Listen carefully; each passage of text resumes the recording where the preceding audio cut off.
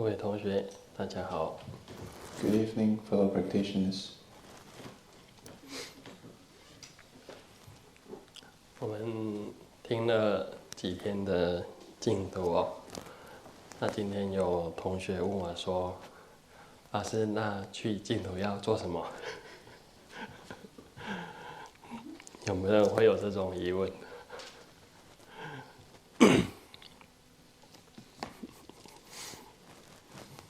？So we've heard a few days about this Pure Land teachings, and today there's one of our fellow retreatant asked Fashi, if I want to go to Pure Land, what should I do?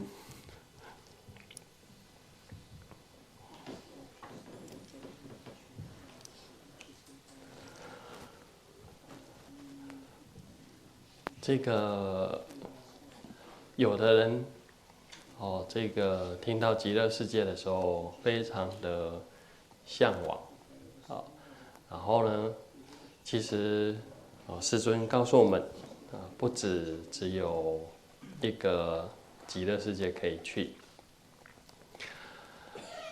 那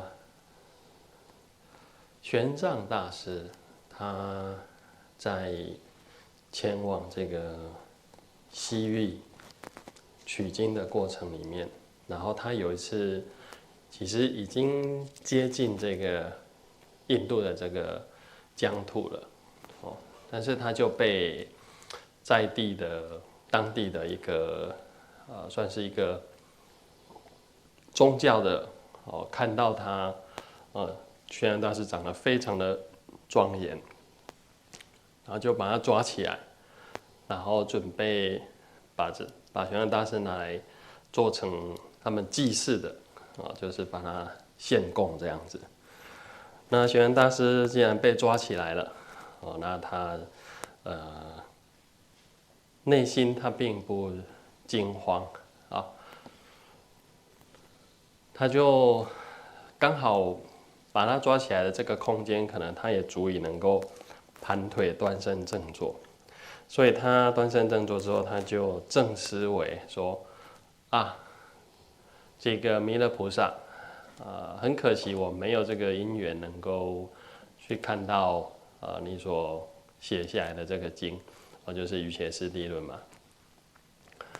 但是如果我现在往生的话，那也就想直接去亲近你，所以他就动了这样的念头之后呢，他就禅坐，那他就想着他自己开始在登这个须弥山，然后登，然后登到须弥山顶的时候然后就进入到这个兜率内院，然后见到这个弥勒菩萨这个宝塔。结果因为他非常的安定，就在这个状态底下，他也不知道外面发生什么大事。结果他内心是如此的平静安详，结果在他的身外世界却是狂风大作，天打雷劈，然后把要抓他的这个算是祭司他们吓到真的是非常非常的惶恐这样子，就知道是抓错人了然后就赶紧把他放掉所以这是一个我们可以就近去的这个净土就是兜率内院那自古这个像刚才这样的一个故事包含虚云老和尚许许多多的这个祖师大德乃至世亲菩萨都有发生过跟这个弥勒菩萨的很直接的链接。那为什么呢？因为兜率天它就是在六余天里面，等于是跟我们娑婆世界非常非常的近所以如果有人觉得说哇去极乐世界好像蛮远的，时间蛮长久的，那另外一个可以就近亲近的净土就是这个兜率内院。那上次有讲说兜率天它有分外院跟内院嘛，那外院就是像一般的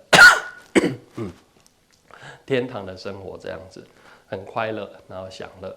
那内院的话呢，就是发愿要跟这个弥勒菩萨，然后一起修行。那修行之后结果是如何呢？是在等到这个龙华三会。龙华三会的意思就是，弥勒菩萨在兜率天，然后为这些亲近他的天众说法。他的天寿寿命大抵来讲是这个8000年这天上的这个岁数是8000年，然后等到8000年，天上岁数8000年过，是刚好我们地球的这个一大截所以等于是差不多就是56亿年这样子这么长久的时间。那因为世尊已经受记说弥勒菩萨就是会再次在他之后，然后在这个娑婆世界，然后下一个成佛者嘛，大概就是这样的一个受记。那弥勒菩萨就会在龙华三会然后重新回到这个地球。那个时候的地球呢会讲说我们人的寿命非常的长，然后没有战争，没有灾难没有忧苦。那事实上从我们人类的科技来讲也大概不到100多年我们发现了这个抗生素，那也不到100多年我们建立了这个干净的饮用水系统，那也不到100多年我们把这种污水处理都做好，所以就近100年来人类的寿命就一下子跃进了几十年这样子，或者在此之前大概人可以活到50-60岁都算是高寿。所以从这个现实的角度去看的话，就是人的寿命它能够越来越长寿，然后配合科技的影响越来越健康等等，然后越来越文明，这个方向是有可能实践的。所以经典就说如果愿意那个参与龙华三会，然后跟弥勒菩萨，就像佛陀时代的1250尊这个大阿罗汉跟着佛陀一起成道，然后见证佛陀成道的过程，那你也可以发愿到这个兜率天。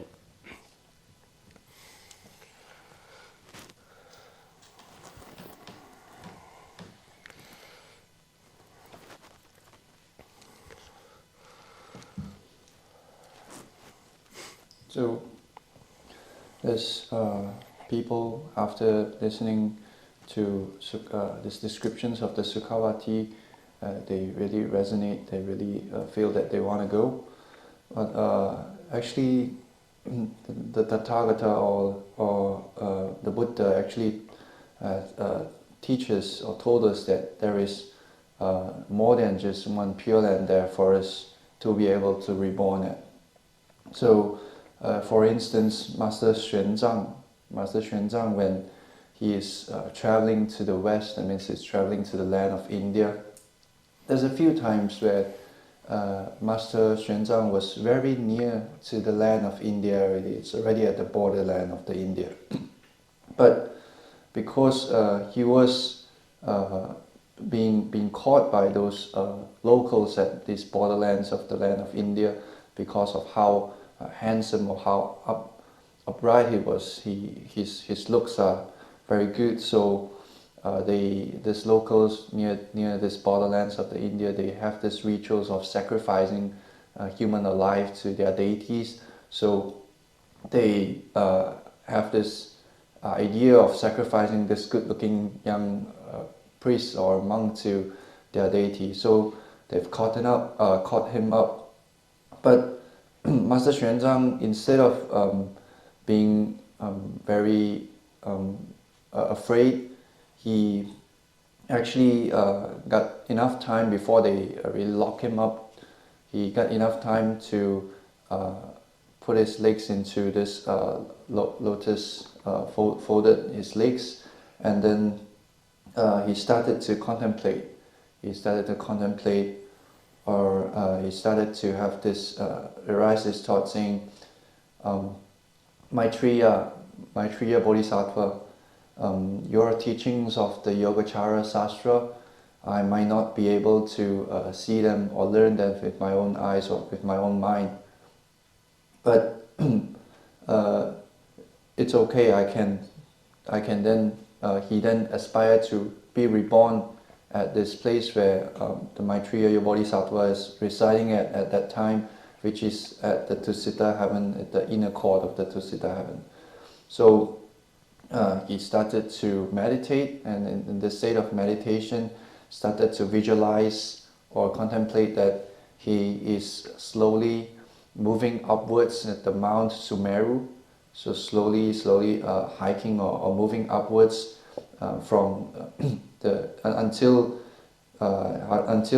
he hiked through this Mount Sumeru, until he reached this inner court of the Tusita heaven, and even get into this tower, the celestial tower of it at this Tusita heaven. So, of course, when Master Xuanzang is doing this meditation, he was very calm and very solemn and very collected. So he most probably don't know what is happening outside of his body. But actually, during that time, it was all of a sudden there's a lot of thunder, a lot of storms going on. So this local priest that was going to do rituals to sacrifice him, after seeing all this scene, they got the idea they've got the wrong guy, you know. Suddenly, all of a sudden, all of these thunderstorms, because they catch this monk and try to sacrifice him. So they just let him go. So we can see this are the place that we can also aspire to be reborn at, which is this inner court of this Tusita heaven where Maitreya Bodhisattva, not Buddha yet, Maitreya Bodhisattva is residing at. So in past, there's a lot of this past masters that were be able to directly connect to Maitreya Bodhisattva actually. For example, our very famous in Chinese Buddhism, Master Xu Yun, and then this Sijin Pusa Wasu Bandhu Bodhisattva, they all actually have this encounter or connections with this Maitreya Bodhisattva before, because this Tusita heaven is located at this Kama realm, the desire realm, which is very near to us, the Kama Dhatu heaven. So this Kama Dhatu realm, and Tusita heaven is just here, which is our human is also inside of this realm. So it's very near to us. So maybe there's some that feel like Sukhavati is how many billions or trillions Buddha lands away, so it's too far. Then we can choose to aspire to be reborn at this Tusita heaven that we mentioned just now. So there's two different courts at Tusita heaven. The outer court, it's more like just normal heavenly realm. That means all of this heavenly being there is enjoying their effects of their good deeds. They're just enjoying, immersing in this joy. So it's just like normal heaven. But for the inner court, is for those who aspire to learn under Maitreya Bodhisattva, to practice or cultivate under Maitreya Bodhisattva. And what is the outcome of aspiring to follow Maitreya Bodhisattva in the study? It is that the final outcome would be under one of Maitreya Bodhisattva's elder disciples when he attained Buddhahood, and holding these three great assemblies that we call the three gatherings at the Nagapuspa tree. So the lifespan of Maitreya Bodhisattva at this Tusita heaven is around 8,000 years. 8,000 years of the heavenly time. So converting, it's around 56 billion years of the human realm. So, and also this Sakyamuni Buddha was also already given prophecy that Maitreya Bodhisattva will be the next one who attain Buddhahood in our world, in the Saha world.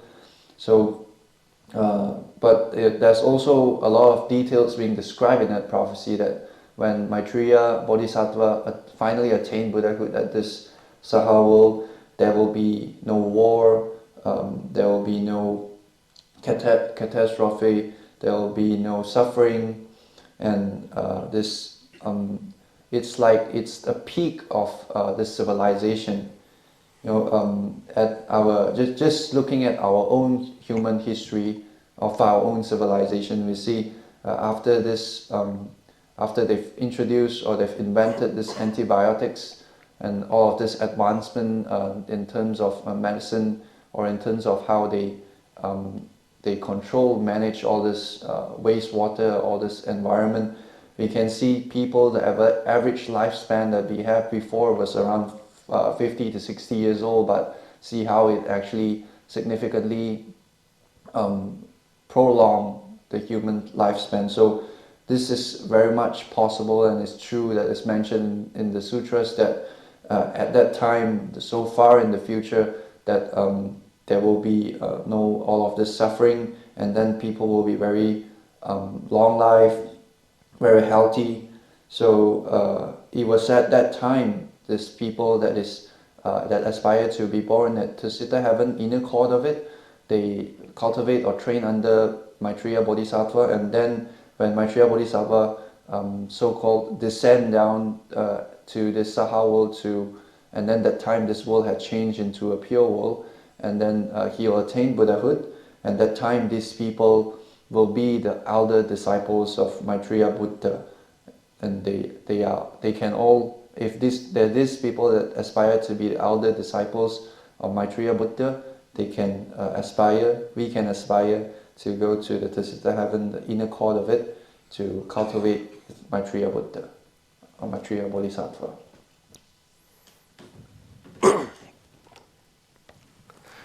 那要往生到弥勒净土呢，也不难。我们来看一下，它讲究就是勤修诸功德就是累积诸功德，然后具足这个威仪就是行住坐卧的这个威仪。然后呢，扫塔涂地就是亲近道场，然后帮忙清洁道场，然后用香花妙香，然后供养。然后呢，能够经常修学这个三昧就是禅修课程啦然后读诵佛教经典，然后演说修行十善法门那十善就是跟我们现在的生活太像了。你看这里重点有讲到说修行三昧就是我们禅修，然后十善呢就是这个五戒。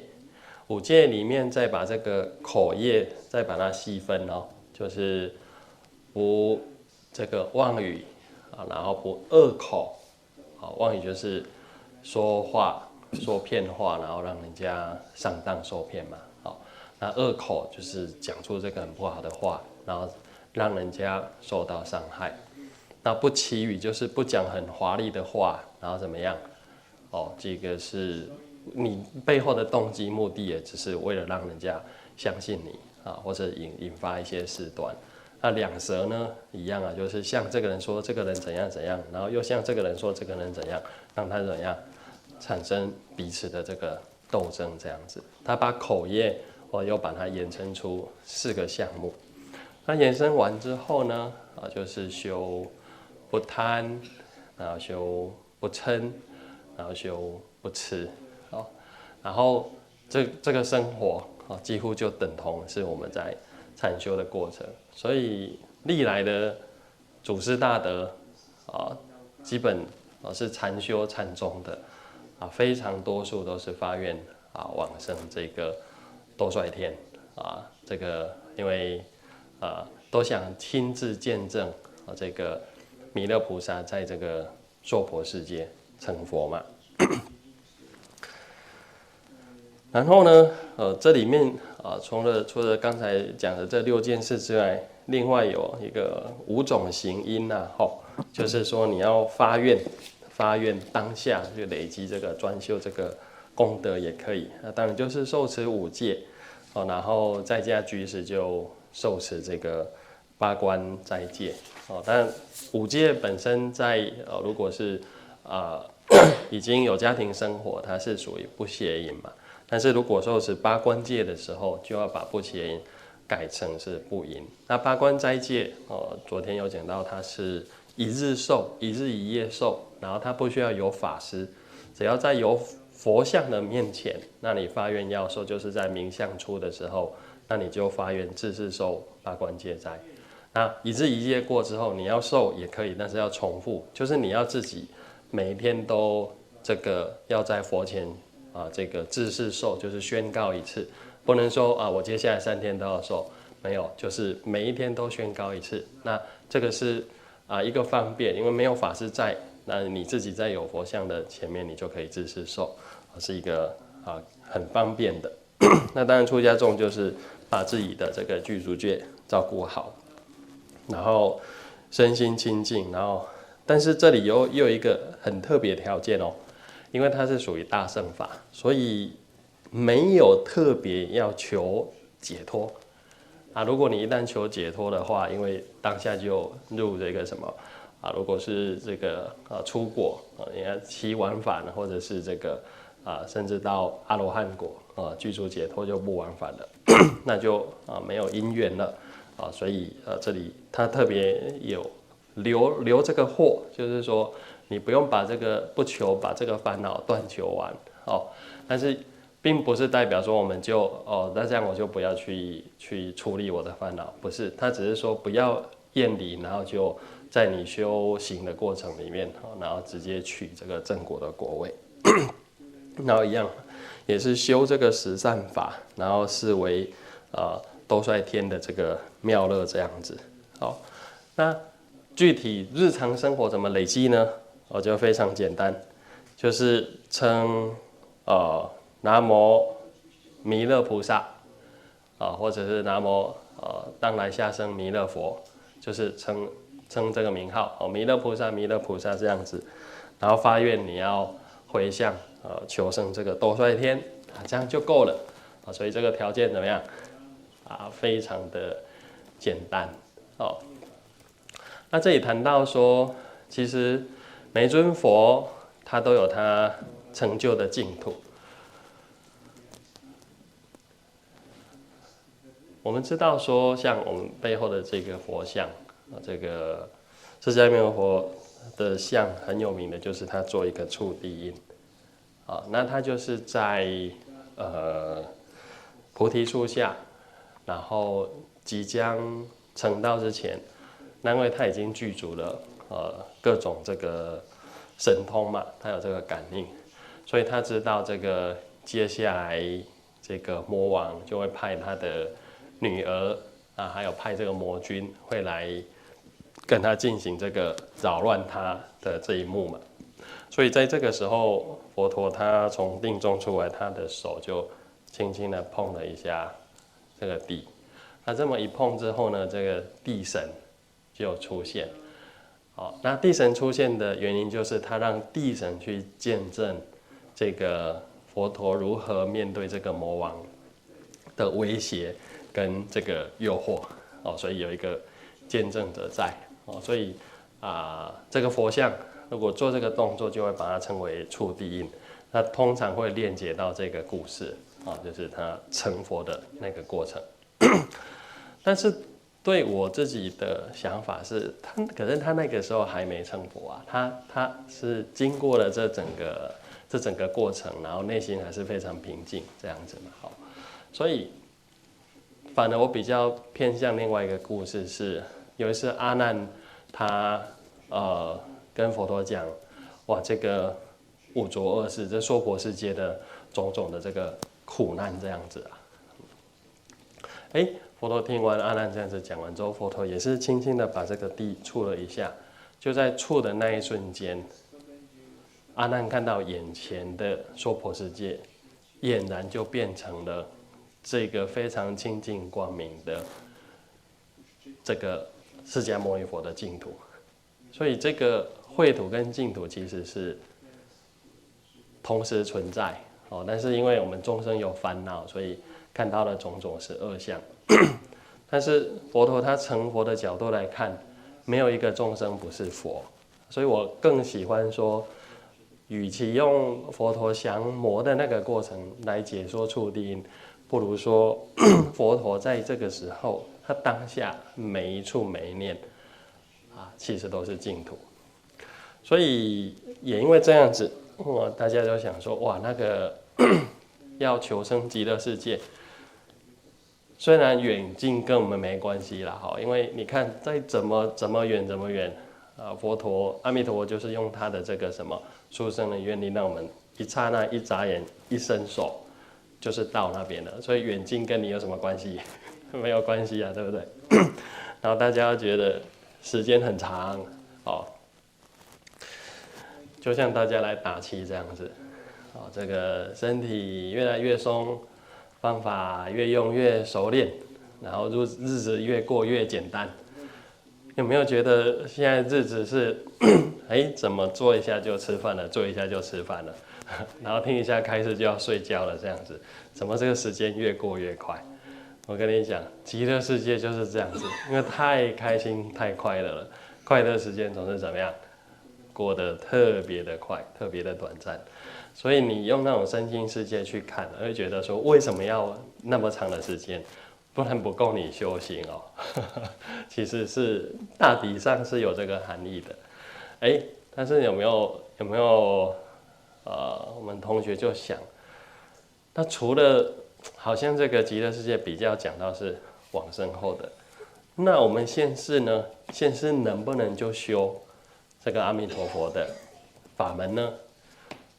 问得很好，果然有而且有好几种方法。那其中一种是非常非常的要求条件蛮高，但是成就是自古以来都有，大有人在。在日本的这个天台宗比瑞山那他们这个不同的区域，因为比瑞山的建筑群也蛮广的，因为它毕竟是历经1300多年1350年的时间蛮广的。其中有一个地方，它是建了2个修行的这个佛堂，然后一间在左边，一间在右边，然后2间是用一座桥把它连起来，然后2间里面的布置的格局是一模一样。那它一间就是在修行这个法华的三昧忏，因为他们日本天台宗也是有传承到我们汉传的这个天台宗，一间就是在修法华三昧忏，那另外一间就是在修这个般舟三昧。那我们同学有读到这个六祖坛经，就知道说，所谓的修行有这个常行三昧，就是经常走的在走动态的这个过程里面，然后也有怎么样常坐三昧，像我们现在做的比较多是常坐三昧，都是在静态，然后是坐着的这样子。然后也有什么这个半行半坐三昧，就是一边是行动的在动中，然后一边就是在静中这样子。然后也有所谓的什么非行非坐那这个常行三昧般舟三昧，它在经典里面它要求的条件呢是7天7夜，那断绝一切的外缘，然后这个隔绝一切的这个欲望，然后让身心的状态是在非常非常简单、非常非常清净的情况底下，然后它是这个不睡觉，那连续7天，那就是进入在三昧的状态里面，然后有在三昧的状态里面有念佛那它的成就就是能够就在这个三昧里面，然后达到你在极乐世界的效果。所以这个三昧它的名称很响亮它又叫做十方一切诸佛立现在前就像在极乐世界一样，十方一切的所有的诸佛，就是直接呈现在你的前面，所以它又称为宝王三昧，就是这个珍宝里面的王，就是所有三昧里面的王。那经典讲是7天7夜吧，但是从我们众生在修行，因为经典讲的是一个佛陀所讲出来的事实，但是众生在修行的时候就会什么？有一些修正，就是可能要一下子达到这个三昧的情况，然后再进去到念佛，它是不容易的。所以这个在进行般舟三昧的道场，它通常是怎么样？是以90天为期，90天而且是90天不睡觉。那大家不要听到之后说，哇，我1天不睡就已经不行了，那何况是7天，那何况是90天？事实上，这样子修行，然后得到感应的人蛮多的，而且你们不用担心说这个是不是要去看精神科。事实上，它有一些缓冲的条件就是说，防止你这个太困，然后就跌倒了。所以你在这个修这个念佛的这个堂里面，每个人是有一条绳子把你挂住，防止你怎么样跌倒这样子。然后呢，随时随地都会有人督促你，就是不要停在那边，然后就站着也可以睡，反正你很累的时候，什么姿势都可以睡，这样走也可以睡，这样。这个护关的人呢，大概什么时候都会稍微督促一下。然后除了上厕所那所以有人上厕所进去的话，如果看到没有反应，就赶快敲门，叫他赶快出来，不要在厕所睡着了。但是这个三昧它就是因为它的功效非常大，但是这个身心准备也要把它准备得很具足，然后才去修这个三昧。那它的自古以来的这个效用，那跟这个受用者是非常多的。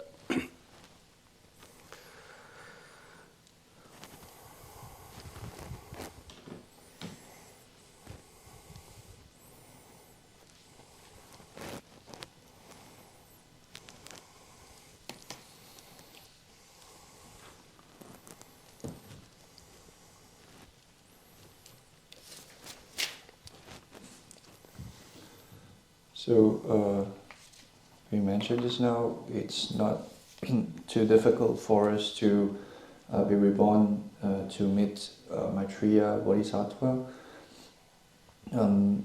First, listed a few categories of these requirements that we can try to accumulate, so that we can also have this, we can also fulfill these requirements to be able, if we want to meet Maitreya Bodhisattva.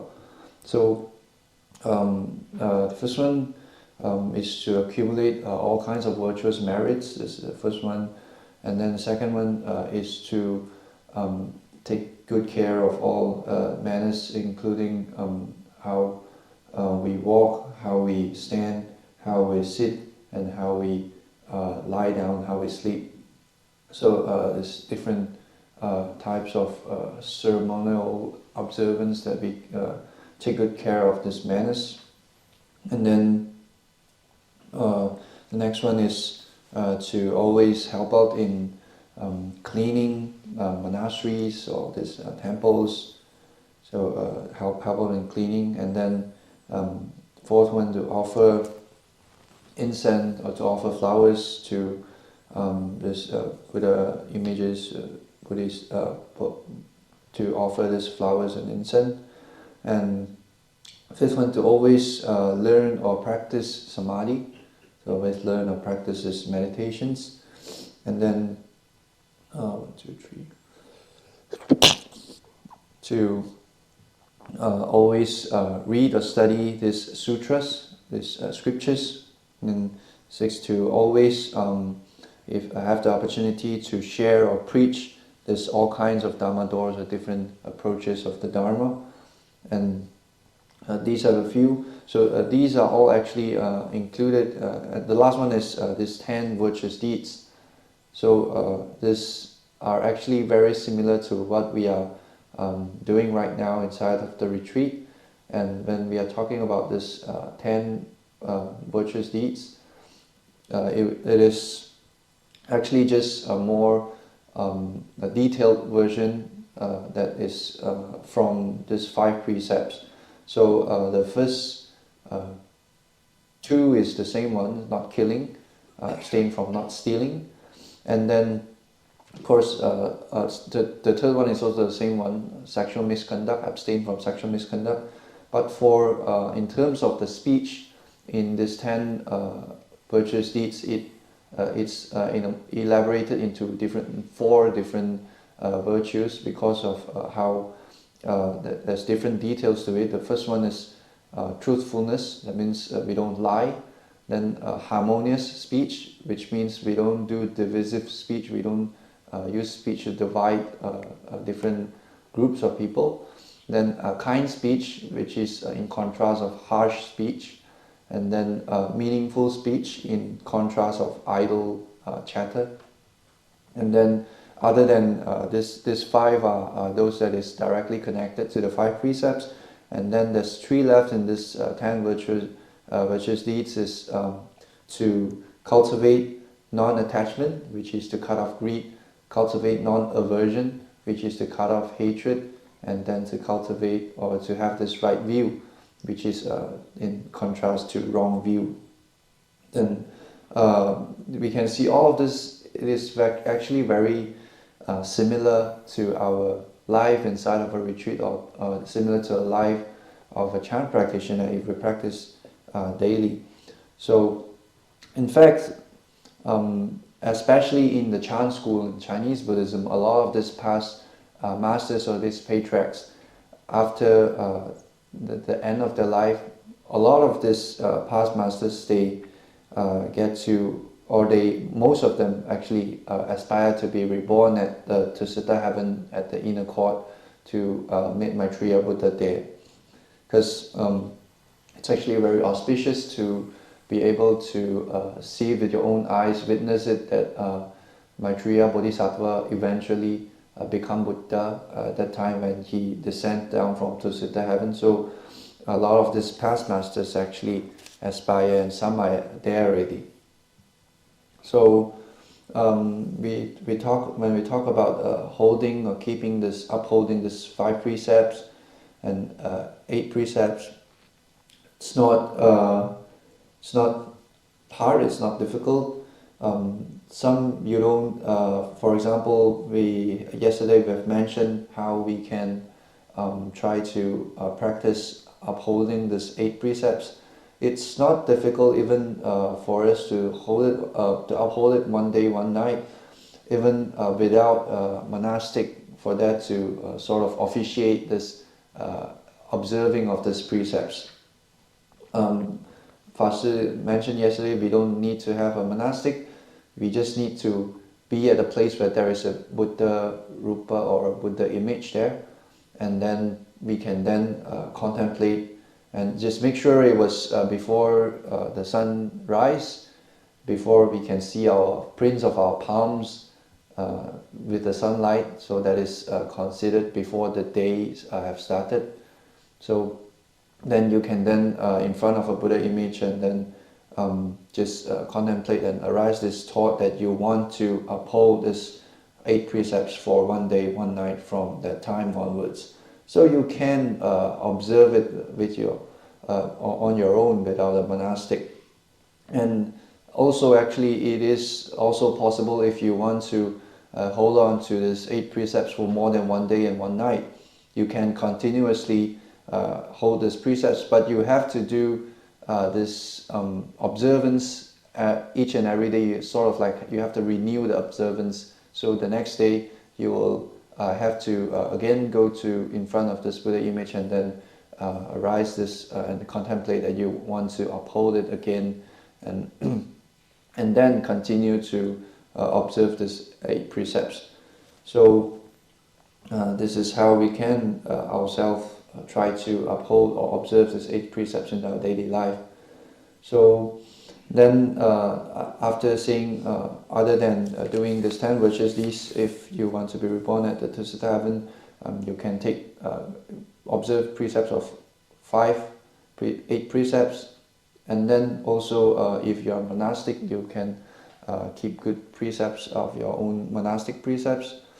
But there is this very special requirement right here, which is for you to not pursue for liberation yet. That means sort of you are still living back a little bit of this defilements, because we all know in the fruition of the Hinayana, from Sotapanna, you have already 7 times returner. That means you have only had 7 births and deaths left. And then the third fruition, which is this Sakadagami, and then the second fruition, Anagami. All of this is just 3 days return, or 3 birth and return, or 1 birth return. So all of this, it will be too quick for you to liberate if you really want to be reborn, and then to accompany Maitreya Buddha to be down at human realm, and then witness his attainment of the Buddhahood. So the special requirement right here is those that not yet is very eager to attain liberation. They are not eager to attain this liberation. This is one of the requirements. And all of this, if you accumulate, or you do all of this, and then you transfer all this merits, so to seek for a rebirth at the inner court of the Tusita heaven, then it will work. Then is there any ways for us to practice on in terms of daily life every day? So in terms of that, it's just very simple. We have to recite the name of Maitreya Bodhisattva. So Namo is taking refuge. So maybe you can chant Namo Maitreya Bodhisattva, or Namo Maitreya Bodhisattva, the future Buddha. So you can chant it again and again. Then all of this, if you get to take care of them well, then you will be able to secure rebirth at the inner court of this Tusita heaven. So when we are talking about Buddha statue or Buddha images, including this one right here, that we have it at this shrine. So there is this mudra where we call Burmi Parsha mudra. So it is this earth-touching gesture that we have. You all can see the Buddha is touching the earth with his hands. So this has a significant story actually in the sutras. It was at a time when the Buddha was at near the moment of his enlightenment already, and that, as we all know, at that time he already have all the supernatural powers. So he kind of foresee that this Mara, this devil, this Mara is this demon will be coming to sort of disturb him of his, because to prevent him from gaining enlightenment. So this Mara is coming. He gets to foresee that he'll send Mara's daughters here, his armies here, to try and disturb his cultivation. And at that time, after foreseeing that this moment that Mara is going to come, the Buddha then do this gesture of touching the earth. And this is actually, according to the sutras, that Buddha using his right hand to touch the ground, finger downwards, is to actually call this earth god, or this earth deity, to come out and to witness that he actually gain victory over Mara, and then attain Buddhahood. So it was a gesture of calling this earth god to come out to witness this Buddha's moment of enlightenment and his victory over Mara. But to 法师 Fasu has always been reflecting at that time, but he haven't really got enlightened yet. The Buddha haven't really got enlightened yet at that time. So this story, Fasu is more feels more resonant or connected with another type of how it describes of or give explanation to this mudra, this movie Parsa mudra, this earth-touching gesture, which is another time in the sutras mentioned when there's one time when Venerable Ananda was talking to the Buddha, and he says, "Oh Buddha, Lord Buddha, this Saha world that is of this 5 different corruptions, or this 5 different turbidities, this 5 different the foul world that we are in is so much. There's so much suffering, so much misery for us to bear." Then, so he's kind of like talking about this Saha world. There's a lot of suffering, and then at that moment, the Buddha did this hand gesture touching the earth, and then instantly this whole Saha world turns into a pure land of the Shakyamuni Buddha. So it became Shakyamuni Buddha's pure land, and now we can see this land that is defiled, or this land that is pure, is actually is existing simultaneously. That means it is at the same time a pure land and at the same time a defiled land. It's just to the Buddha, everything, or at every time that every land is pure. Because to Buddha, every touch that the Buddha have, every thought that the Buddha have is pure. That's why even at the Saha world, it is actually the pure land of Shakyamuni Buddha. So it means that if we can maintain our pure thoughts that we have, then wherever that we are also pure. You know, when we are talking about going to Sukhavati, there's people, some will be complaining it's too far away, or the days there are too long, you have to, 1 kalpa for 1 day, it's too long. But just look at the lives that we are having at the retreat, right? Some may say, at first maybe when we came in the retreat, our days here are very long, and slowly and gradually we started to feel like all of a sudden it's time for a meal again. It's time for a meal again. That the time is getting faster and faster. You know, after just a few sits, hey, it's a time for lunch again. It's a time for dinner again. So why is that so? Why is that so? Because it's too we are immersed in this meditation. It's too happy that we are at this retreat. So we all know when we are happy that the time goes by very fast. The time passes by very fast. So there is also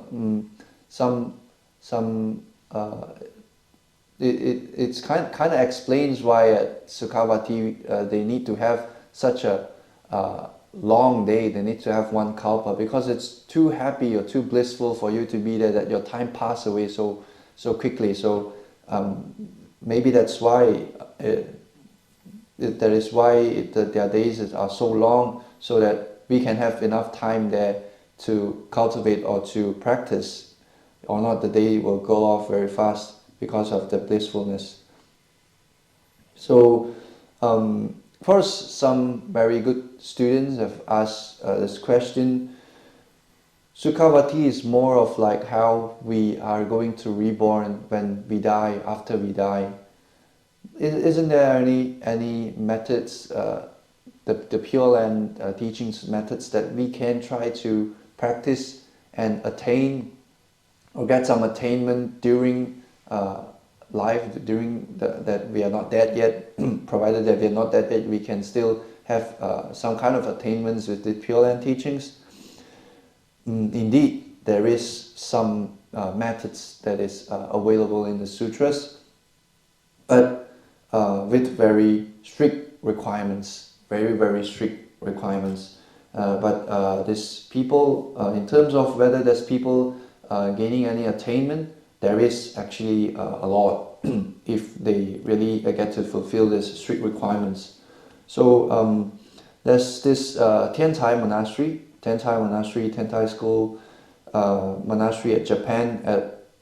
There's a mountain called Li Rui. Bi Rui. This mountain called Bi Rui, where there is this Tiantai school's monastery, and it has a history of around 1,300 or 1,250 to 1,300 years. So at this monastery, there is this place where they've built two different halls for them to two different shrine halls or two different Buddha halls for different usage, and which is one is for them to practice this lotus samadhi. That, you know, in Mahayana there's different types of samadhi. So one is for them to practice this lotus samadhi, and the other hall which is for them to specifically practice this Pratupana samadhi. Pratupana. So this Pratupana samadhi, we all know in the Platform Sutra, there is different kind of samadhi being mentioned. There's this constant walking samadhi, Chang Xing San Mei, constant walking samadhi. There's this constant sitting samadhi, which is more similar to what we have right now, but we are also having a mix. And then there is a mixture of sitting and walking samadhi, and the non-walk and non-sitting samadhi. So 4 different samadhis that adapt to different practitioners' capacities were mentioned in the Platform Sutra. So this samadhi practices that we mentioned just now, the Pratupana samadhi, is actually a type of meditation where it's so auspicious that it's being called in the sutras as the meditation in which one is brought face to face with all the Buddhas of the present. So in other words, the meditation of direct encounter with the Buddhas of the present. So it's very, very auspicious. So what are the details about this samadhi? How do they practice this? So there's requirement for in the sutras it says 7 days for someone to not have worldly thought. Not even for the time it takes to snap the fingers, you cannot have worldly thought. Second, and at the time when you are practicing this Pratapuna samadhi, you should not go to sleep, even for the time it takes to snap the fingers. And third one, to continuously walking, and they should not stop or sit down if they are doing this practice. So it is having this. It was taught in this sutra of the Pratapuna Buddha Sammukhavastita Samadhi Sutra, and it has these requirements. But because for us as normal people, normal sentient beings, there might be some time for us to get to really practice it according to all these requirements that was mentioned in the sutra. So normally in the sutra it is mentioned to practice it for 7 days continuously. If you get to do all that, you will get some stages of attainment. But normally, and in that hall that we are mentioning, the Japan hall, because to take into account maybe some errors that normal people will do, they will practice this type of samadhi for the duration of 90 days. So in other words, you are not sleeping for 90 days. So you're not sleeping, you're constantly walking for 90 days.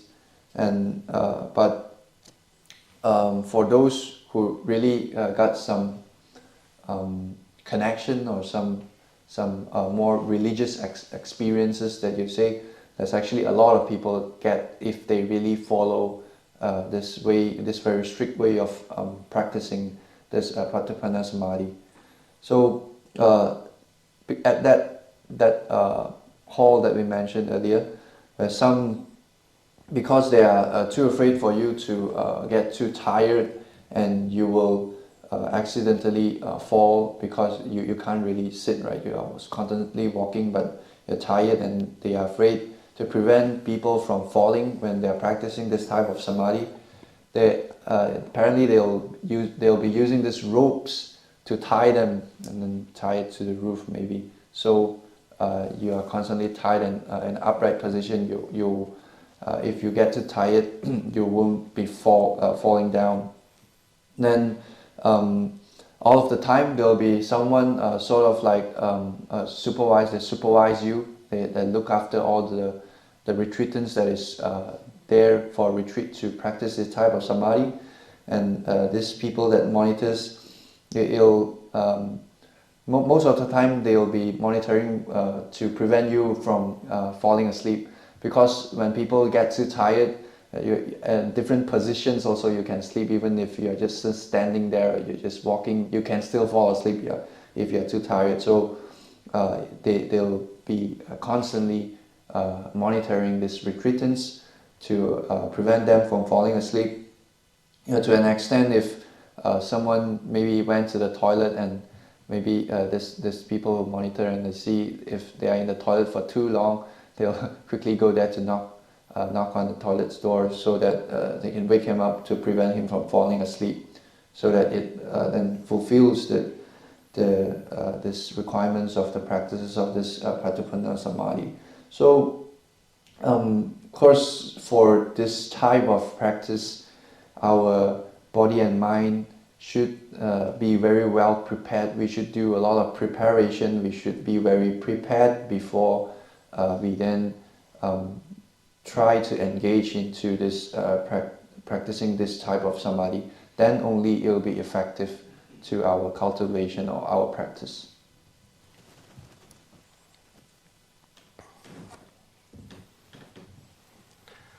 那当然，这样的三昧虽然称为宝王三昧，然后十方一切诸佛立现在前，但是其实它最终要告诉我们说，念佛它不是为了世间的福报名利，甚至也不是为了执着要去见到佛的这个相，而是一种超越一切的所有求、一切有所得的这个心态。那所以能够真实的去体现到佛无所从来，我亦无所至这样的一个三昧哦。那心作佛，心自见。事实上，继承师父他在准备要出家的时候，然后他就开始，家里因为得到同意之后，然后他就开始住到这个佛教会。那他住在佛教会的那一段期间，刚好有一位这个南传的法师，在那边教这个禅修。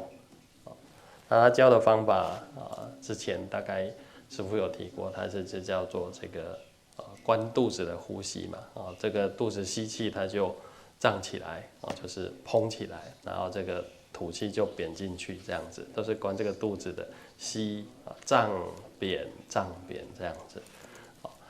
但是那个时候，因为继承师父已经有从这个诸魔上人那边学到这个念佛的方法了。当然这个方法大家不要学他这个方法是这样，就是吸气的时候阿弥，然后吐气的时候陀佛，阿弥陀佛，阿弥陀佛这样。那继承师父用得很顺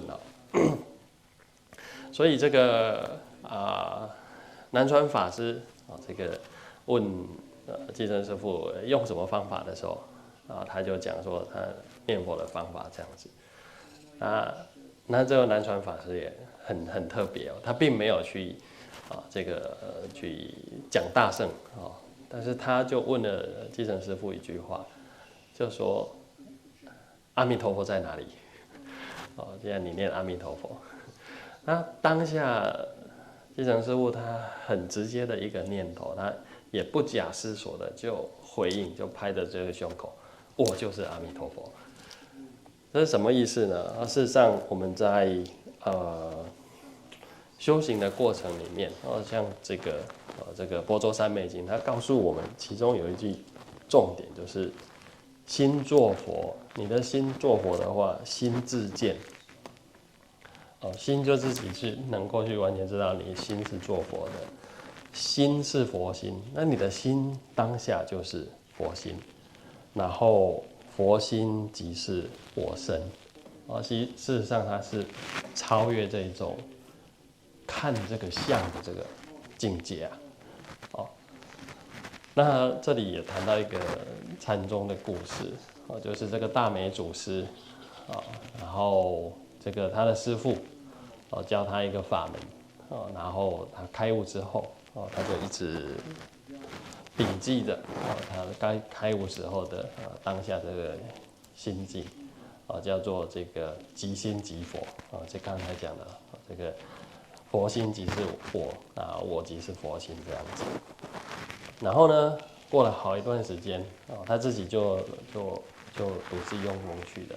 那过了好一段时间就他师父就找人去关心他一下，然后就跟这个去关心他的这个人就跟他说，你去跟那个大美这个禅师讲一下说师父现在这个改了叫做非心非佛然后这个带口信的人呢就带着师父的口信，然后去见他的这个师兄这样子。然后见到大美禅师的时候，就跟他讲说，师父已经改了不是即心即佛，现在是改成非心非佛这样子。然后他只是回了一句这个糟老头子又在胡说八道意思就是说我坚持我所体见到的，其实当时就是信心不二不需要你再去加什么东西这样子。那这个传讯息的这个侍者就回去报告这件事情这样子那这个祖师就点点头说，这个酸枣核没有坏掉这个就是这个水果它没有坏掉这样子。所以这也是修正者的一种信心来着。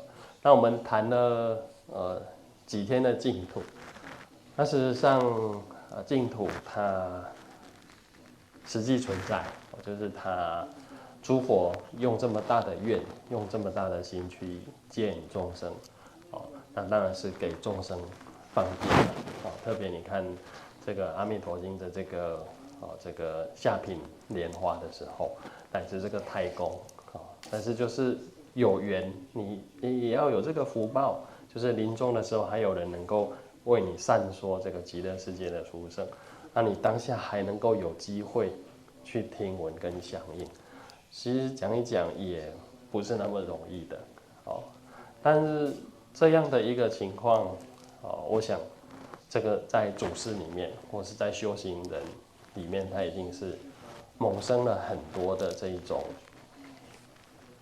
算是一种反思吧。也就是净土一定要那么遥远吗？那我们是不是就在人间实践像刚才这个《般舟三昧经》这样子。那近代当然这个太虚大师就是这个讲到这个人生佛教就是我们一个在家的佛徒，然后如何的这个修行佛法，然后把这个佛法应用在我们的日常生活里面。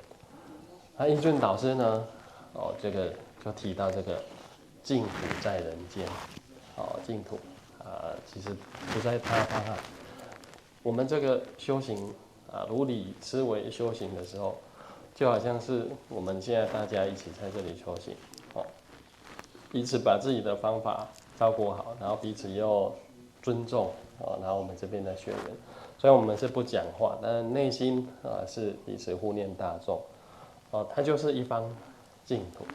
那乃至到圣严师父他所讲的建设人间净土提升人的品质所以其实不一定要等到这个所谓的往生的时候而是我们现世那当下那能够去把这个自己的身心能够照顾好，那有我们在的时候，然后别人就是觉得欢喜，然后别人是觉得舒服的，那我们在的地方就是怎么样，就是一方小小的净土其实修行是要落实到这个方向的。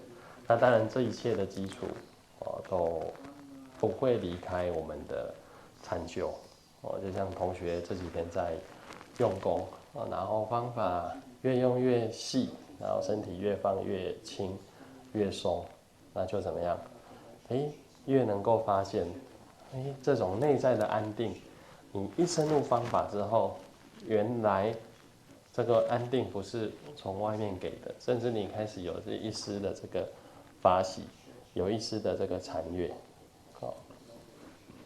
它不是外在的，它不需要向外追求它内心是丰足的，是富足的所以具足这样的一个观念，然后去修行的时候我想大家就真的能够去体现到这个净土真的就是在人间可以用这样的一个练习，然后每天祝福自己我既想要去极乐世界，我也既想要去这个什么兜率内院，我又既想要在人间就见到净土。那用这样的态度那把基本的修行把它照顾好，那就怎么样随时随地我们就对生死的这个恐惧怎么样不存在啦，而且有我们在的地方甚至祝福众生所以我们看到路边如果有这些小动物乃至小昆虫等等这些，我们也为它念一句佛，然后希望它未来有机会怎么样能够结这个净土的缘所以我们也间接的或是直接的就跟不同的这个众生结了这样的一个善缘那练习有自己在的地方，自己也感受到就是一份净土的安静，净土的安宁，然后也把这种安宁分享给自己身边的人有我在的地方就有一方净土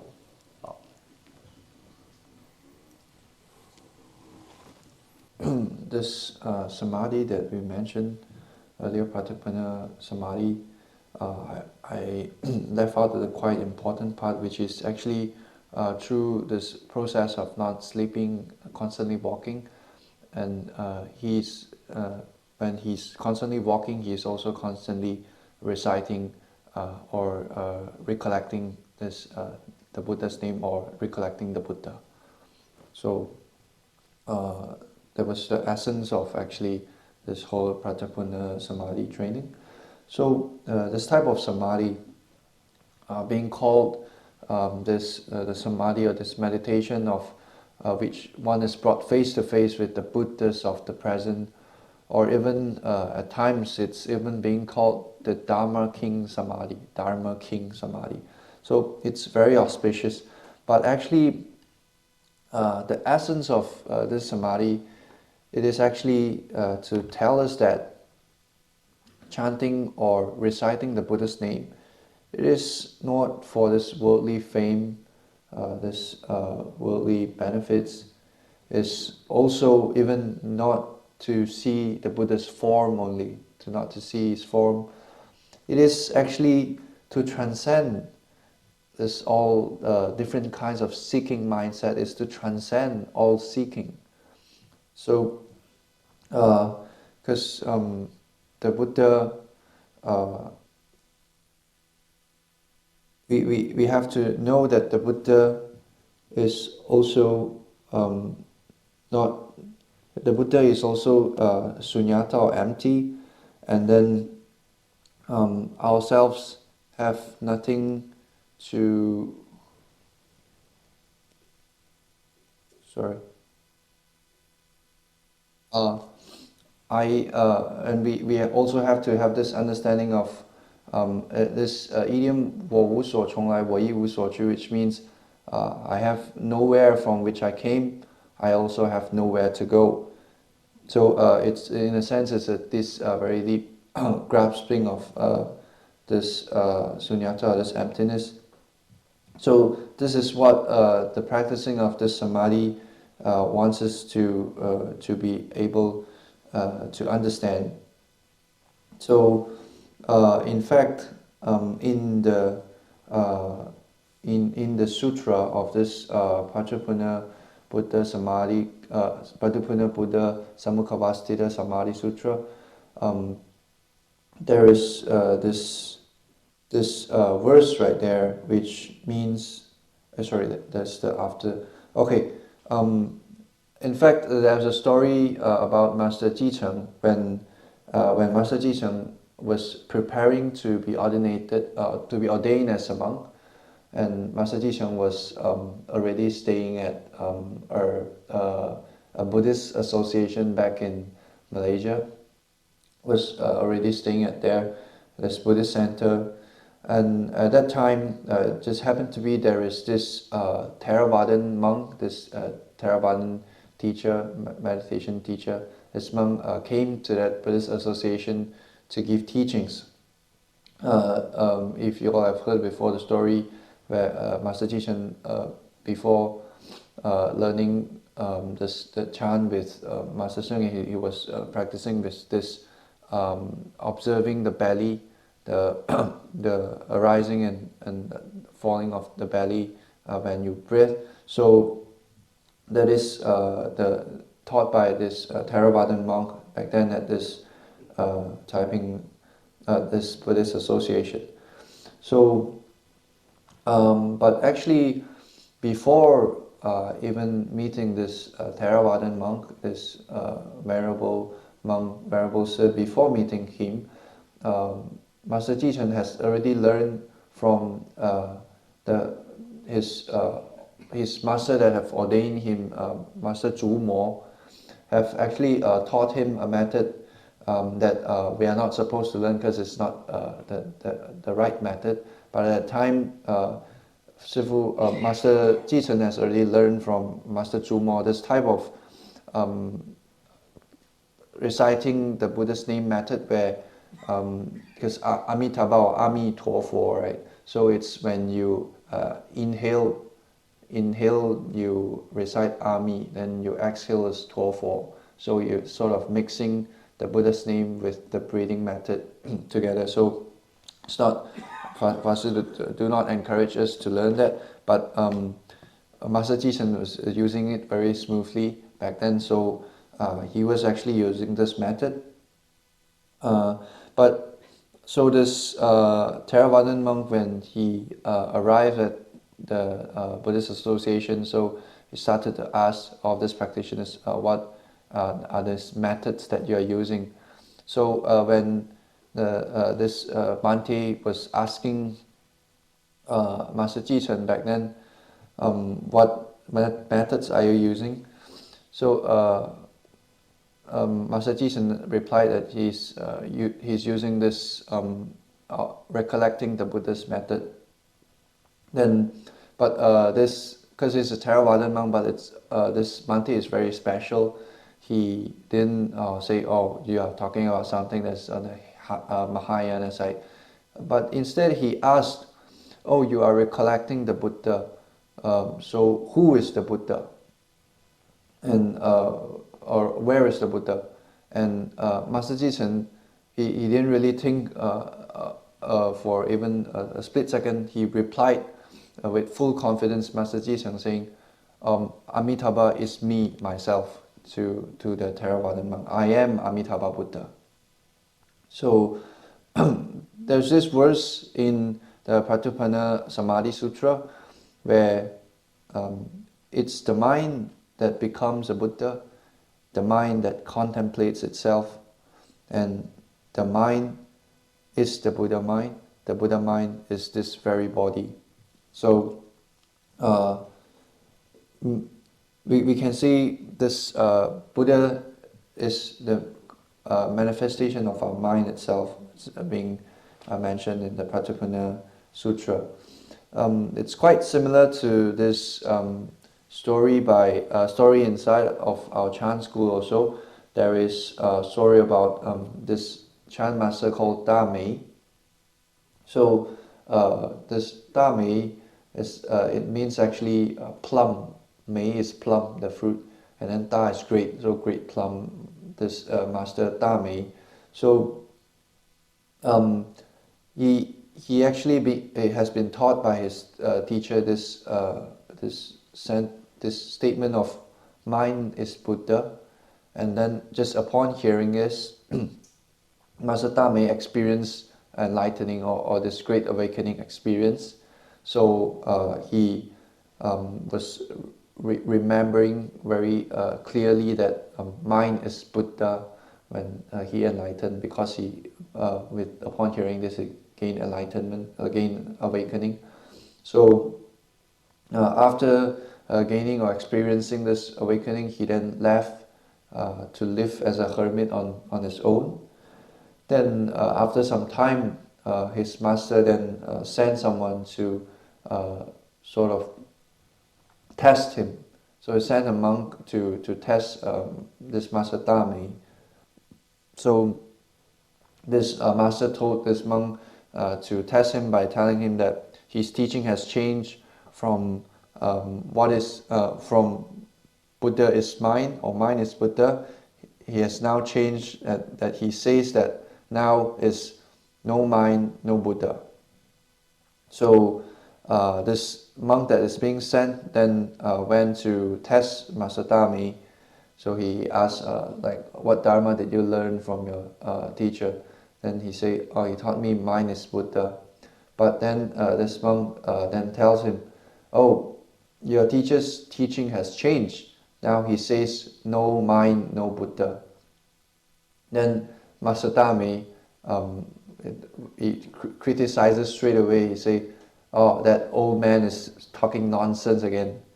So after replying this monk that was being sent went back and then sort of reported to his master, saying he had this kind of reply.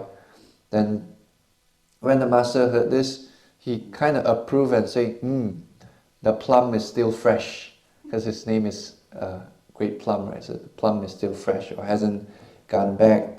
So because he know he still he is really enlightened or awakened, so he know what is mean by mind is Buddha or no mind, no Buddha. So he know the essence of this, having this enlightening experience. So in a way, it's also a type of confidence that a practitioner has, or a chant practitioner has.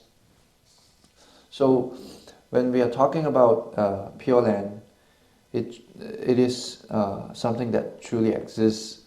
Even, for example, we mentioned yesterday even the womb palace. But sometimes this type of places, for us to be able to reborn there, we have to have this causes and condition. We have to have this condition. Even if the womb palace that we are talking about, you have to at least at the eve of your lifetime get to meet a good and learned teacher to preach, or at least teach us about different dharma, the contents that were mentioned earlier in the sutras. So you at least should have this kind of causes and condition to be able to associate at least at the eve of your lifetime, and then heard this kind of dharma teachings. Then only you get to be able to reborn at there. So Fasu is reflecting us, guessing there must be some patriarchs, also past patriarchs, this past masters that has been reflecting or having this thought of this Sukhavati, or this kind of Pure Land. Must it be that far away from us? Must it be so far away, this Pure Lands, that we started to have this different masters. For example, Master Tai Shui, that was mentioning about humanistic Buddhism. That means practicing the Buddhist teachings at our very life that we have right now, and even just at our lifetime or what we are having right now, just at the present moment, can we just immediately implement all this Buddhist teachings? So some of these past patriarchs already have these reflections, or even established different kinds of thoughts on this humanistic Buddhism. Even for Master Ying Sun has this statement of the Pure Land is at the human realm, or the Pure Land is on earth. So this is actually really connected to how we practice. This is actually matters a lot to our practices. So if we really get to take care of our method well, if we get to really take care of our method and take care of our body and mind well, for example, like how we are taking care of our own method in the retreat, taking care of ourselves, and at the same time also we have this respectful attitude towards each other. We are respectful towards each other. And this is something like a pure land on earth. So it's something like this Master Seng Yen had said to his vow to build pure land on earth.